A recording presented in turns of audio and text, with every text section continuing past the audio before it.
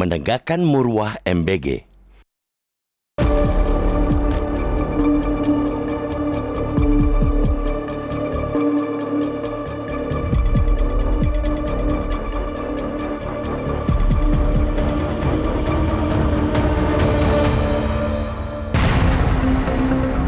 Kejaksaan Agung memikul tanggung jawab besar untuk memastikan kasus dugaan korupsi dalam pelaksanaan program makan bergizi gratis MBG diusut hingga tuntas, terang benderang, dan tanpa pandang bulu.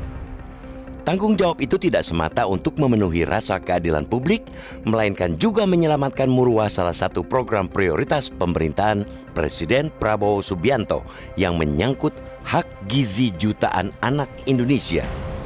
Kita mengapresiasi langkah Kejagung yang bergerak cepat menetapkan tersangka. Sejauh ini, Kejagung telah menersangkakan 6 orang dalam perkara dugaan korupsi tata kelola MBG periode 2025-2026. Ada mantan Kepala Badan Gizi Nasional BGN, Dadan Hindayana, serta 2 ex-wakil Kepala BGN, Lodewijk Pusung dan Sony Sanjaya. Dari pihak swasta ada Asep Yusuf Somanti yang diduga terlibat dalam rasuah penetapan mitra dapur dan pengaturan titik satuan pelayanan pengadaan gizi SPPG.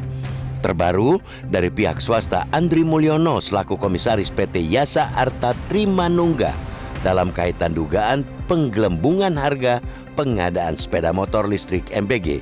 Salah seorang tersangka, Sony Sanjaya, telah mengajukan diri sebagai justice kolaborator atau saksi pelaku yang bekerja sama dengan penegak hukum untuk mengusut kasus.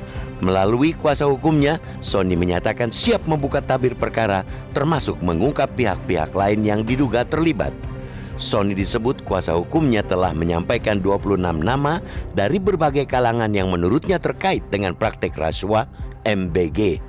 Bukan itu saja, pihak Sony mengklaim punya bukti komunikasi yang tersimpan. Namun publik tidak cukup hanya disuguhi nama-nama yang berada di lapisan permukaan yang justru menimbulkan berbagai spekulasi dan desas-desus yang berpotensi liar. Banyak nama terseret tanpa dasar yang jelas. Situasi seperti itu hanya akan melahirkan fitnah dan memperkeruh ruang publik apabila aparat penegak hukum tidak segera menyajikan fakta hukum secara utuh. Tentu saja, pengakuan tersangka tidak dapat ditelan mentah-mentah sebagai kebenaran. Semua harus diuji melalui alat bukti yang sah. Kejagung juga menyatakan masih mempelajari permohonan status justice kolaborator yang diajukan Sony. Jika dari hasil pendalaman ternyata Sony merupakan pelaku utama, ia tidak berhak menyandang status saksi pelaku. Hal itu merujuk pada Undang-Undang Nomor 31 Tahun 2014 tentang perlindungan saksi dan korban serta Surat Edaran Mahkamah Agung Nomor 4 Tahun 2011. Terlepas dari apapun status hukum Sony nantinya, kesaksiannya adalah petunjuk emas yang tidak boleh dipendam di bawah meja.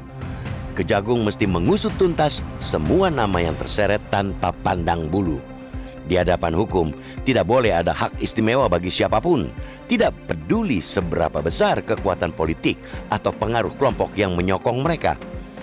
Pengusutan dugaan korupsi MBG secara transparan dan tuntas menjadi keharusan yang tidak bisa ditawar. Ini bukan hanya soal menghukum pelaku, melainkan juga memulihkan kepercayaan publik terhadap tata kelola institusi negara.